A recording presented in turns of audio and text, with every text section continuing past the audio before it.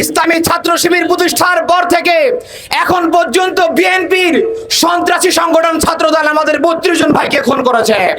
শুধু তাই নয়, আরেকটি সন্ত্রাসী সংগঠন যুবদল আজকে আমাদের প্রিয় ভাই শিবিরের কর্মী সাইফুল্লাহকে গাইবান্ধা হত্যা করেছে।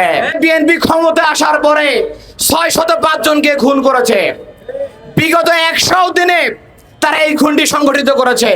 বিগত 1 বছরে দলীয় স্বার্থ রক্ষা করতে গিয়ে, ব্যক্তিগত স্বার্থ হাসিল করতে গিয়ে নিজ দলের শতাধিক কর্মীকে তারা নিজের হাতে খুন করেছে। নব্য ভারতীয় দালাল, লীগ পুনর্বাসন সেন্টার হিসেবে খ্যাত খুনির দল বিএনপি কর্মকাণ্ডে প্রমাণ করতে চায় এই দলটা তাদের, এই দেশটা তাদের বাপের, এই দেশটা তাদের দলের। তাদের ভাবখানা দেখে এমন মনে হয় জনগণ তাদের কাছে বাংলাদেশকে লিজ প্রদান করেছে, যারা দিয়েছে। সংগ্রামী উপস্থিতি, আপনারা জানেন গুম খুম লাশ এবং ত্রাসের রাজনীতি ছিল ডাইনি হাসিনার।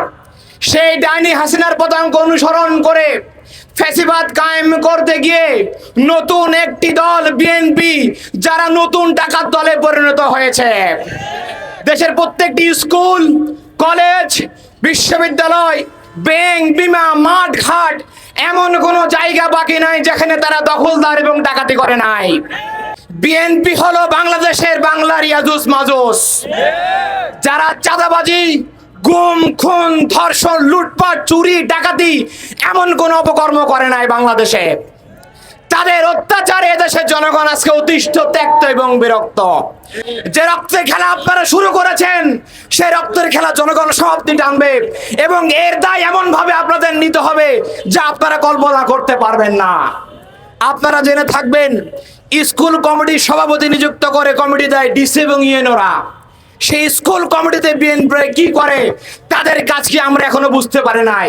যে সমস্ত ইউএনও এবং ডিসিরা বিএনপিকে অন্যায়ভাবে স্কুল কলেজ দখল করতে উৎসাহ প্রদান করছেন, স্পেস দিচ্ছেন, আমরা বলতে চাই এই সমস্ত অবৈধ দলকানা পাচাটা ইউএনওকে এবং ডিসিকে অবশ্যই জবাবদিহিতার আওতায় আনতে হবে। পুলিশকে বলতে চাই, এখন পর্যন্ত আপনারা পর্যাপ্ত খুনিদের গ্রেফতার করেন নাই।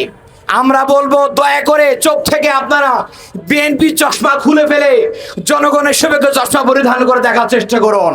আপনারা মাঝে মাঝে নাটক সাজান, আপনারা খুনি শনাক্ত করতে পারেন না।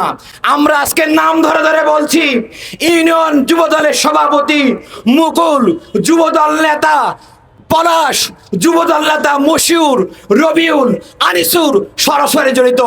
দয়া করে কোনো কালক্ষেপণ না করে জনগণের পাশে বুঝে আপনারা খুনিদের গ্রেপ্তার করুন। নইলে 5 আগস্টের পরে থানায় যে কাণ্ড হয়েছিল, পলাশবাড়িবাসী, গাইবান্ধাবাসী যদি গিয়ে আপনাদেরকে সে উত্তম মাধ্যম দেয়, তখন কিন্তু পিঠ বাঁচানোর আপনারা জায়গা খুঁজে পাবেন না। ইসলামী ছাত্র শিবিরের রক্তকে যারাই জায়েজ মনে করেছে, তারা ইতিহাসের সবচেয়ে বড় ভুল পদক্ষেপ নিয়েছে।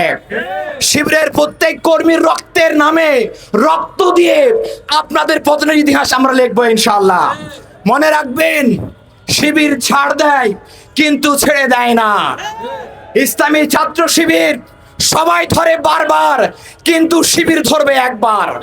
ইসলামী ছাত্র শিবির তার প্রত্যেকটি কর্মীর গায়ে যে আপনারা আঘাত করেছেন, রক্তাক্ত করেছেন, শহীদ করেছেন, খুন করেছেন, এর প্রত্যেকটি খুনের বদলা শিবির নেবে ইনশাআল্লাহ।